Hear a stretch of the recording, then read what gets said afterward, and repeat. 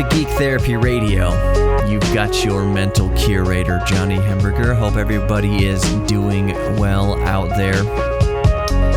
Thank y'all so much for listening to Geek Therapy Radio. Like, seriously, when I get emails, it's just the best thing ever, and I just really love knowing that I can have some sort of bond with y'all kind of beyond this radio broadcast or beyond this podcast. So if you haven't emailed me yet, feel free to email me.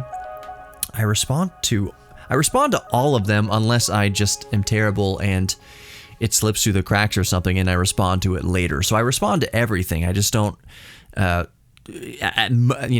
something might slip through the cracks and it might be a long time before I respond to it. So if I haven't responded to one of your emails, just let me know. Just send me a little poke email saying, hey, what do you think about the thing I said?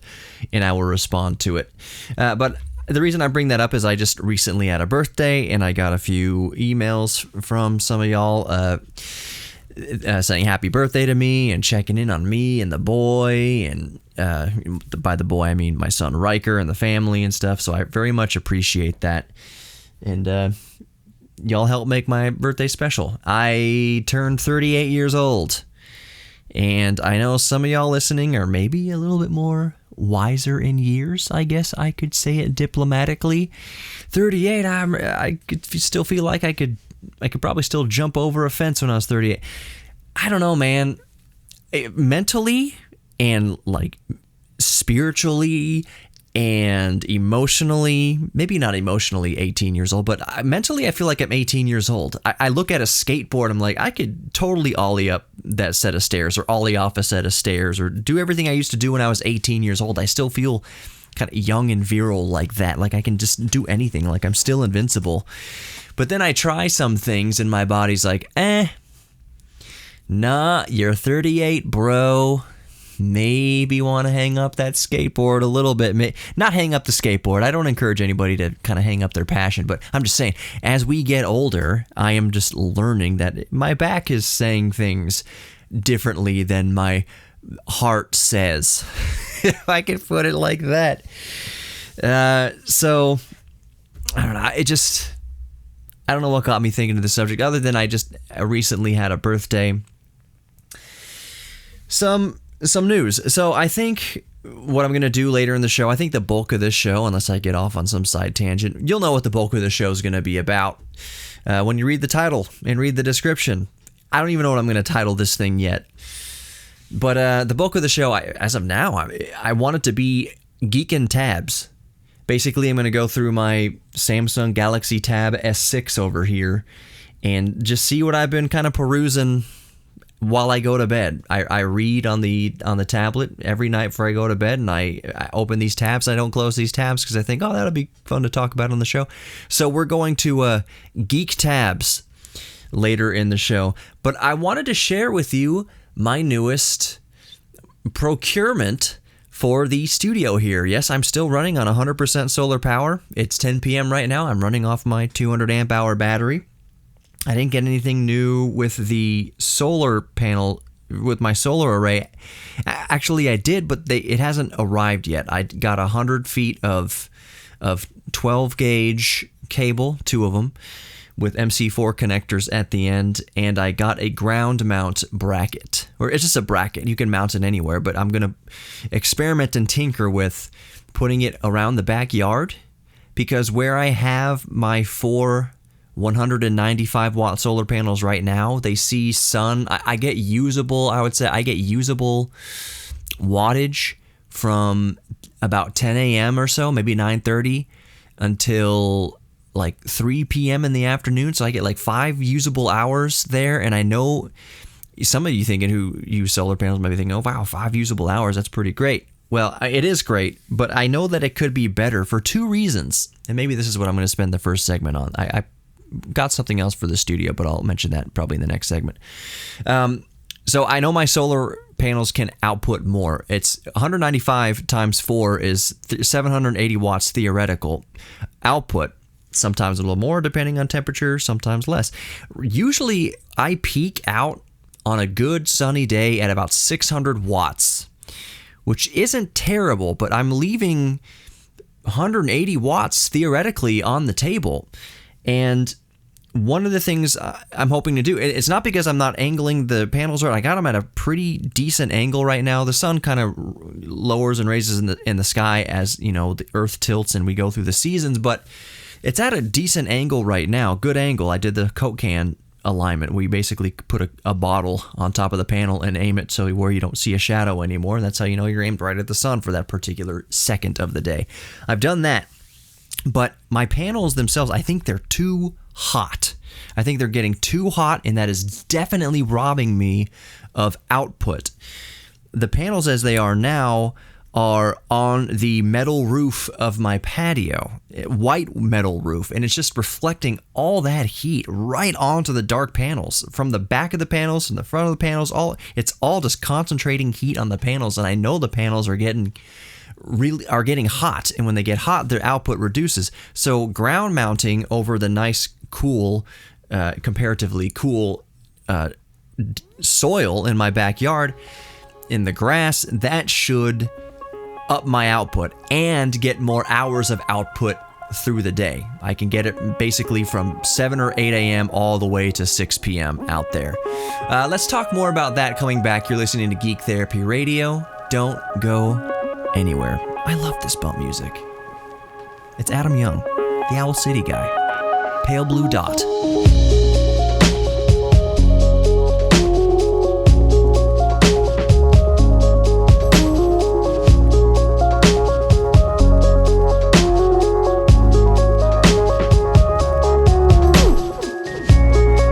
Welcome back to Geek Therapy Radio. You've got your mental curator, Johnny Hamburger.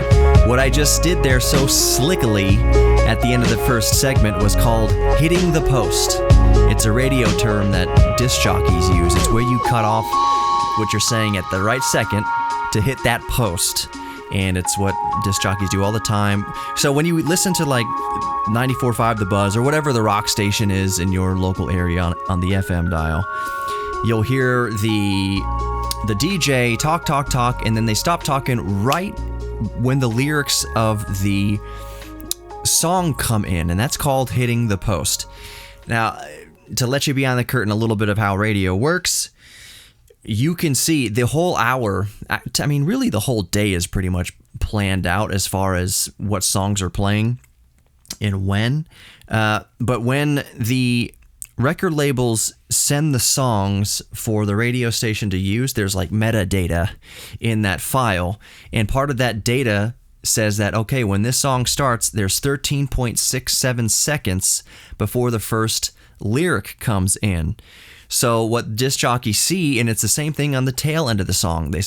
Tail end of the songs, the data includes, okay, the last lyric is here, and then it's all instrumental as the song fades out or the song ends. So maybe there's 6.42 seconds of no lyrics at the end of one song, and then there's 12.34 seconds of no lyrics at the intro of the next song. So what did I say, like 6 seconds and 12 seconds or whatever? That means the disc jockey has 18 seconds, and they know it, they can see it, to voice track something to say within those 18 seconds to be able to hit the posts on either end. I think I've touched on this briefly kind of in the past, where everything is so automated now that when you listen to, for the most part, when you listen to a disc jockey talking, let's say you're driving along in your car and you hear the disc jockey talking in between the outro and intro of the new song, they probably recorded that thing up to an hour beforehand. It's called voice tracking. They just record it and they plug it in. They can do it remotely from home. Whether they can do it in the studio, obviously, too, but they see all the time they have to voice track. 18 seconds here, 13 seconds here, 17.4 seconds here, da-da-da-da-dee-dee-dee-dee. They see it all, so they can bang those all out within the first, 10 minutes of the hour. Just hit record a 12-second thing here, record a 15-second thing here, record a 17-second thing here, drag and drop it into the timeline there, and it all plays. That's mostly how it's done now. And these DJs, let's say you're listening to The Buzz here in Houston, Texas. Some of the DJs are listening to, like A.D. Roundtree. He lives in Las Vegas. Or where does he live? Man, I got to catch up with him. Does he live in L.A. or Las Vegas now? I forget. I think... wherever. It doesn't matter. He's not in Houston. He comes down to Houston for BuzzFest and things like that. And I'm not giving any kind of secrets here. This is just how the business works. So he comes down here when he needs to do in-person stuff. But like when you're listening to him talking on the radio between songs, he recorded that at his house or apartment, whatever, in LA or Las Vegas, wherever he currently lives. And I only say that because I think that's probably interesting for a lot of people who don't maybe know how radio works, the inner workings. I was just going to end that kind of thought with that there are still OG DJs out there that don't do that pre-recorded voice track. That they are sitting in the studio, they have the microphone, and they physically hit the on button on their channel, and they are watching the songs, and they know the songs so well, but they can also see on the screen kind of a fade in, fade out as far as when the lyrics come in and out. But they record that on the fly. They voice that on the fly live. There's a few DJs that still do that. I think from time to time, if you're listening in Houston, Teresa does that from time to time. And I'm just using the Buzz here as an example. I don't know personally because I haven't been in the building since January of this year, 2021. I don't know on Sunny 99.1. I don't know if Dana does them live. Maybe she does. I don't want to say she doesn't, but maybe she does. But there's still a few people that do those voice tracks live. It's just way easier and way cleaner and way easier to hit posts when you record it. But there are still OGs out there that hit those posts because they've been doing radio for 20, 30, 40 years. They know how to hit that freaking post. I can hit the post really easily while I record this radio show because I'm looking up at Reaper on my computer monitor here. I'm going to talk about my new computer monitor here in a moment. But I can see the fade in and fade out lines. I have them cut in, in and out to hit these instrumental posts. Obviously, there's no lyrics on this music, the bump music you're hearing, but I can still see and relatively routinely hit these posts. Anyway, let's move on. This new computer monitor I have, oh golly darn, what is the actual monitor? The model number. It's a Dell, but let me get the actual monitor or the actual model number here. It is the Dell S3220DGF. It's a 32-inch LED curved QHD FreeSync monitor with HDR, and it's got DisplayPort, 2 HDMIs, and USB in and out. So one more time, the model number. In case I don't get any commission if you buy anything. I'm not including links to anything, but we're all geeks about something. A lot of you out there use computers, even if you're not a geek about computers. You just kind of want to know what a good value monitor is that I could recommend wholeheartedly. I've been using this thing for maybe an hour or so now. It's amazing. No buyer's remorse. And I got an open box for $340. I think it's Best Buy has it advertised right now for $450. It's worth every penny of that. I think you can find it more regularly at like $399. I paid $340 for it, open box. It doesn't matter whether you pay $450 for it or you pay $340 for it like I did. It's worth it at any price below $500. So it is the Dell S3220DGF 32-inch LED curved QHD. They call it a gaming monitor, but it's great for everything. The color accuracy is amazing. It doesn't have an sRGB profile, unfortunately, but it's like DCP3? I'm still learning these terms. The colors are awesome. Like I've got it right now running on top of, it's not side by side, but I got it running on top of my MacBook Pro M1 right now. And Mac monitors, Mac screens are extremely color accurate. They're extremely geared towards content production. And this Dell monitor, right out of the box in its standard output, uncalibrated, nothing, it's it matches the Mac screen right out of the box. And now, one thing that Mac OS does do when you go to the monitor preferences is it does have a profile set up for this exact model of monitor, and it just automatically does it, and it calibrates it automatically to the Mac. It's gorgeous. 32 inches. So a little backstory here. It's a 165 hertz monitor. Little backstory here. I set up my 2012 Mac Mini. If you follow me on Instagram, Geek Therapy Radio on Instagram, you've seen me do a couple posts about my 2012 Mac Mini, i5 Mac Mini that I've upgraded to 16 gigabytes of RAM and 512 gigabyte SATA SSD drive. Anyways, I put that down on my wife's desk, and I took my old monitor, which isn't really that old. It's a 165 hertz monitor. I put that on top of the Mac Mini on my wife's desk to have kind of a computer in the living room, 2 profiles on that Mac. She can log into hers, I can log into mine. But I knew that down the road I would want a better monitor for my studio, for content creation, with the side effect of gaming. So I put the old monitor down, and I was like, well, I'll put my 4K monitor, my 4K TV, 55-inch TV on the upper deck of my desk here, and just see if I can. No, I'm 3 feet away from the friggin' thing. It's too big. 55 inches at 3 feet is unusable. It's just, it put a crick in my neck. 32 inches, 2560 by 1440. Awesome. Just amazing. This monitor is so great. No buyer's remorse. More Geek Therapy Radio coming up. Don't go anywhere. Post.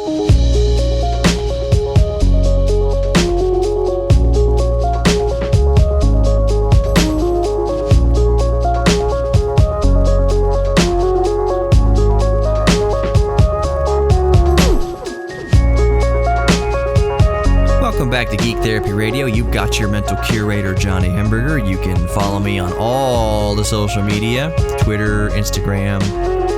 What else? I got a TikTok now. I've got a couple little videos on there. How have I not mentioned the TikTok? Geek Therapy Radio on TikTok. One of you out there, and I don't know if I should take this as kind of a compliment. I think you're a listener of the show. You use my logo as your icon on TikTok, as your like avatar or whatever. It says Geek Therapy Radio. I'm like, that's not me. On TikTok, my little circle profile, whatever, is just my face. But somebody out there is using it as Geek. They're not posting as Geek Therapy Radio. They're posting as themselves. I think they're just doing a little bit of free advertising for me. I appreciate it. I mean, I'm not telling you not to do it. I'm just like, wow, someone is using my radio show name as their profile picture on TikTok. So cool. Anyways, Geek Therapy Radio on TikTok. And I'll probably do more little silly things there. I just wanted to mention, okay, so yeah, let me just do all the plug. Geek Therapy Radio, Facebook, Instagram, Twitter, TikTok, Geek Therapy Radio on YouTube. And if you're listening to this on the radio, you can grab the podcast in your favorite podcast app, including Spotify, including the iHeartRadio app, including Apple Music. Is that what it's now? You just click on the Apple Podcast logo and just type in Geek Therapy Radio and look for the red, white, and black color scheme across everything. Social media, podcast platforms. Type in Geek Therapy Radio. If it's a red, white, and black color scheme or any combination thereof, that's me. So, I wanted to mention, because I'm looking at one of my various models of Raspberry Pi over here, single board computer, and I'm looking at my Raspberry Pi 400, which is an awesome little device, harking back to the days of the Commodore 64 and the Atari 520 ST. It's just a computer built into a keyboard, and it's fantastic. And I just want to say briefly, because I'm remembering it, if you have a Raspberry Pi 4, because this operating system only works on Raspberry Pi 4, I believe, Twister OS is, in my opinion, far and away the best operating system, even over Ubuntu or Linux. Most flavors, I haven't tried all flavors of Linux, but Ubuntu 2004 or whatever, Twister OS kicks absolute butt. So if you have a Raspberry Pi 4 in any flavor, make yourself an image of like an SD card image or flash it to a solid state drive over USB. Twister OS is amazing. The only thing keeping me from using it as like a daily driver for like 90% of what I do, just clerical things, writing scripts, doing emails and things like that, you can't use it really earnestly for video editing. There is a video editor that you can use on Raspberry Pi. It's called Kden Live, KDEN Live. And for little simple things, it's serviceable. It's amazing that you can edit video at all on a freaking Raspberry Pi. That is mind-boggling. But a lot of stuff I do, just clerical things, emails, writing scripts, browsing the web, Chrome and Chromium, and even watching YouTube videos at like 480p, granted, or 720p with relatively few drop frames. Twister OS on a Raspberry Pi is awesome. The only thing keeping me, like I said, using it as a daily driver is that it doesn't have seamless cloud integration. Like, it doesn't have a seamless drop. I use mostly Dropbox, so it doesn't have a seamless. You can't go to Dropbox.com and download a client for Raspberry Pi. It just you can't do it. And I'm like, man, there's roundabout ways of doing it. You can get into the terminal and do all sorts of stuff with it, but it requires a lot of intervention to get it to link up with your cloud service. If Dropbox came out with a download ready-made for Raspberry Pi, I'd use the Raspberry Pi every single freaking day with Twister OS.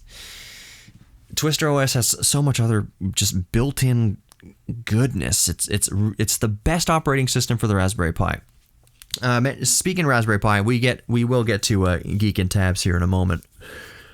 I pre-ordered a couple weeks ago, and I'm excited to receive it whenever it eventually comes out. There's another single board computer manufacturer called Radxa. I think they're out of South America, Radxa, and it's the Radxa Pi. What is it? The Radxa Pi 2 or something like that. Radxa Pi 0. It's basically a clone of the Raspberry Pi Zero. I've got a couple Pi Zero Ws. They have Pi Zeros have like 512 megabytes of RAM and a single core ARM processor. The Radxa Pi, it's the same exact form factor, fits in most Raspberry Pi Zero cases, but it's got a superior quad core system on chip and up to 8 gigs of RAM. The one I ordered is 8 gigs of RAM and 128 gigs of built-in eMMC storage in a Raspberry Pi Zero form factor. And they start at, for the quad core base model, like 1 gigabyte, I think it's something like $25, $20. Or is it $15? I think it's actually $15, which the Pi Zero is $10, at least in the United States. And if you can find one, they're $10. The ones that I got for $5 a piece. Micro Center occasionally says, all right, Raspberry Pi Zero Ws are $5. So I'd be checking out and just buy a Pi Zero like bubblegum because it's $5 freaking. That's why I have 2 Pi Zeros. I only use one of them for RetroPie, some 8-bit and some 16-bit emulation. But there's a YouTuber, ETA Prime. I know a lot of you listening probably know who ETA Prime is. I should get him on the show sometime. He did a review a while back of a pre-production unit of the Radxa Pi Zero or whatever it's called, and it is a beast mode performer. He was running some PSP games at 2x resolution, 60 frames per second, Dreamcast games at nearly full speed. And this is pre-production stuff. You know that emulators will just get better and better, more refined and updated and run better on this thing. But this tiny little form factor has a little single board computer, quad core, and the Pi Zero form factor. I can't wait. I am stoked for this to arrive at my doorstep. I don't know when. It said they're going to start manufacturing, I think, start shipping in September. It's September 1st as of recording right now. If you're listening on the radio, it's not September 1st. If you're listening to the podcast, it's also not September 1st. But as of recording, it is September 1st, and I don't have my Radxa Zero yet. But we shall see. I'll let you know when I get it, and we'll go from there. I'll report when I get it. So before we start Geekin Tabs here, I just want to mention that tomorrow I plan to, don't hold me too accountable for this, but my plan is to go to EPO, Electronics Part Outlet here in Houston, with a camera and my lav mic, and just basically, LGR, how Clint, who I've had on the show several times, and I'll get him on here in the future too. I'll get Colin back on. We've been talking behind the scenes. Get the APIC guy on here too. So anyways, how LGR does there's LGR thrifts where he goes to Goodwills and whatnot and kind of peruses what they have. EPO is kind of like that, except it's like the coolest retro tech possible. It's not really a thrift. Well, some of it's kind of thrift, but it's not really like that. It's called the Electronics Parts Outlet. So if you need any kind of capacitor and any kind of capacitance, get capacitors there, get switches, potentiometers. Also, it's like what Radio Shack was, except it's what Radio Shack was, but on steroids. Like, they just have rows and rows of electrical components, but they also have like vintage radios, vintage TVs, floppy drives. I just saw on my Facebook that they got a whole shipment of new in box, old stock 1980s car radios. So car radios manufactured in the 1980s from a whole bunch of manufacturers like Craig and Sony and Sanyo and whatever, Iowa. They have them unopened, these 1980s stereos unopened, and I'm going to go check them out. What I plan to do tomorrow, and again, don't hold me too much to this, because I want to put something else. I haven't put anything on my Geek Therapy Radio YouTube in a little bit now, and I just want to go in. I'm just telling y'all right now, if I do this, it's just going to be kind of not dirty, but it's going to be a quick kind of me just looking at neat things, vintage radios and vintage communications devices from like from Korea and World War II and that kind of era. Old TVs. I'm just going to go in there and see what they got at that moment. They have like model airplanes and things and just really cool stuff. And the reason I'm saying don't hold me to the fire for this is because they may not let me do it. I have a feeling that the guys over there will probably be more than willing to let me film in there because it's good publicity, and they're all about driving traffic to brick and mortar stores, because there's a lot of stuff that you can't even get on eBay here that's hard to find anywhere. And it's one of the perks of living in a big city with a shop like EPO. They are not sponsors of the show. I would love for them to be sponsors of the show, but it's kind of a perk of living in a big city. Who knows what I'm going to find in there. It's going to be awesome though, and there's no way I'm going to be leaving empty-handed. I don't want you to leave empty-handed either from the show, so in the last segment, it's going to be devoted to Geekin Tabs. You're listening to Geek Therapy Radio. Don't go anywhere. Post.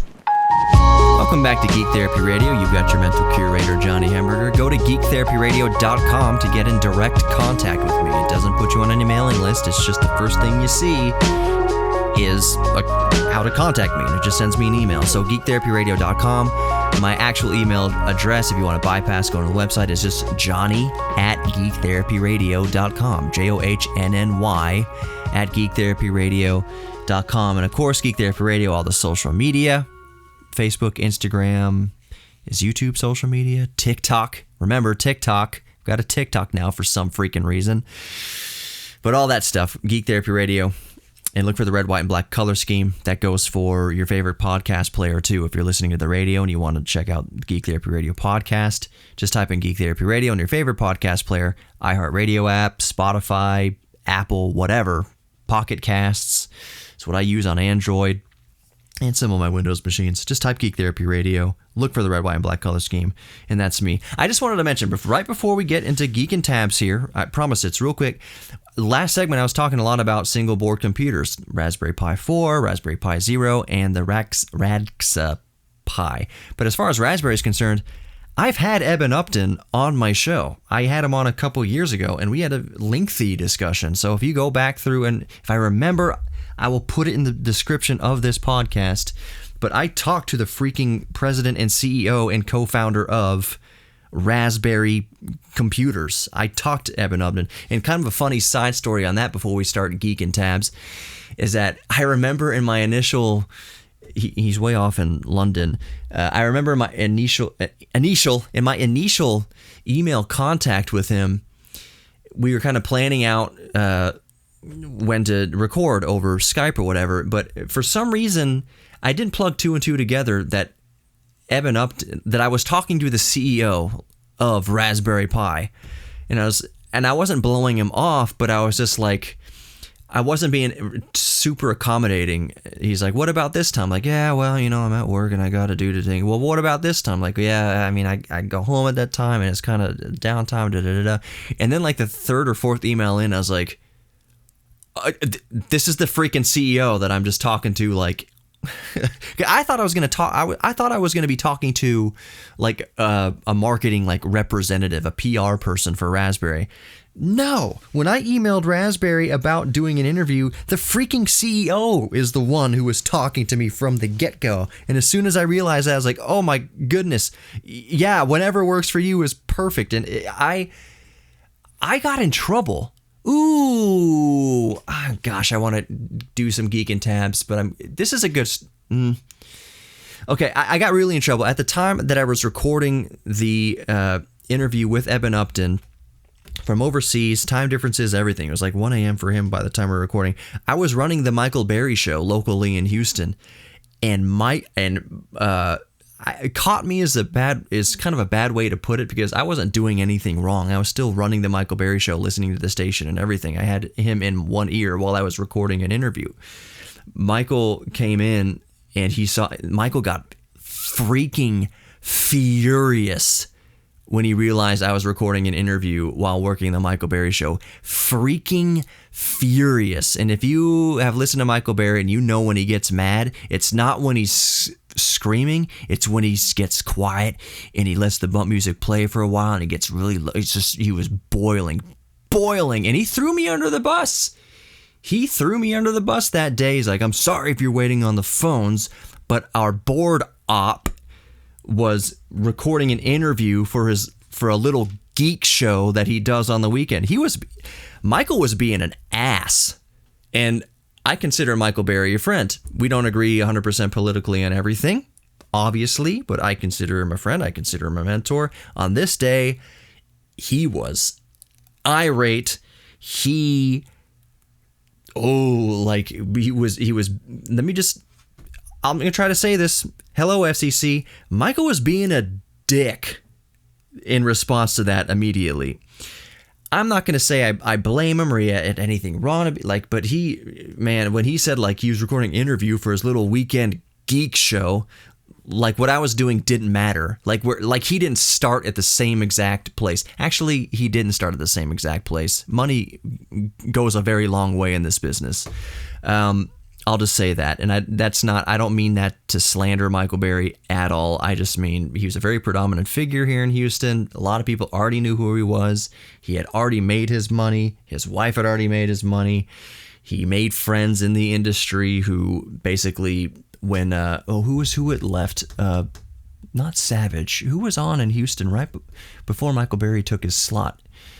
Gosh, what was his name? Anyways, Michael didn't have any radio experience, and they just said, here, have 5 p.m. on KTRH, the 50,000 watt flamethrower. Just shoved him right in there. Eddie Martini is like, dude, you'll do great. Don't worry about it. You'll get your sea legs quickly. That's how I didn't start out Monday through Friday, 5 p.m. rush hour. My show, Geek Therapy Radio, is not a rush hour drive time show. I know that. And it was hurtful when he was so mad at me that he went on air to the entire country, because it's syndicated across the country, and he didn't even mention my show's name. I wish he would, because it would have been awesome. He just goes, our board op was doing an interview for his little weekend geek show. He was pissed. I'm like, dude, I was interviewing Eben freaking Upton of Raspberry Pi. Like, whatever. That's just a funny story. Michael and I are cool. Like, we long since patched that up. Everything's fine. He's encouraged me since then to keep going with what I'm doing, keep doing what I love, and everything like that. So he's still been a mentor. But yeah, at that moment, it was kind of hurtful. Should I delete this segment? I don't think I was too harsh on Michael. It's water under the bridge. I mean, it's freaking water under the bridge. Everybody knows Michael Berry's story. Almost nobody knows my story in comparison, so who cares? Water under the bridge. Let's geek tabs here. I am so sorry. I will title this podcast appropriately. What tabs do I have open on my Galaxy Tab S6 or 7? What the heck is this? It's the second. It's not the latest model of it. Let's see here. Nintendo Switch news. Nintendo Switch Online may be adding Game Boy games to their. So Nintendo Switch, if you have a subscription in Nintendo Online, Nintendo Switch Online, you already know that you can be playing Super Nintendo games and NES games. There's like 30 or there's a few dozen of each that you can play. Well, they're going to be adding apparently Game Boy and Game Boy Color titles to the roster. Nobody knows what they are going to add to the roster yet. I imagine it's going to be Super Mario Land and Super Mario Land 2 and maybe Golf and Metroid and Batman and kind of stuff like that. But Game Boy and Game Boy Color games coming to Nintendo Switch Online soon. I was reading a comparison. Here's another tab from Electrek.co. It was basically comparing 3 pickup trucks that aren't out yet. Comparing the Cybertruck, the F-150 Lightning, and the Hummer EV. And it's just going over all various specs. So, for instance, Cybertruck payload capacity, so that what goes in the bed of the truck, 3,500 pounds. F-150 Lightning payload capacity, 2,000 pounds. Hummer EV says to be determined. Other specs, tow capacity for Cybertruck is 7,500 pounds, 10,000 pounds, or 14,000 pounds, depending on what trim you get. And for the F-150 Lightning, tow capacity is up to 10,000 pounds. Blah-de-blah goes over all these specs, 0 to 60 times, and how many passengers and cubic feet of whatever, and how many motors and range, and da-da-da-da-da, horsepower, torque, all that stuff.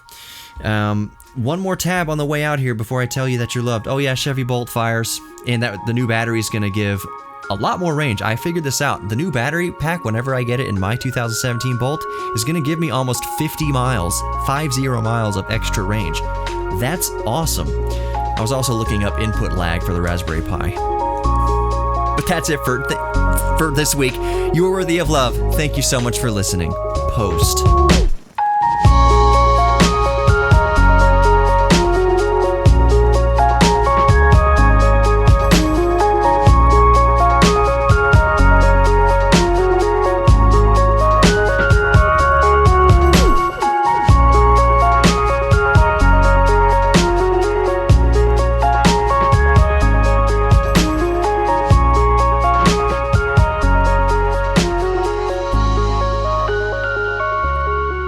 If you'd like to sponsor Geek Therapy Radio, just go to geektherapyradio.com and let's talk.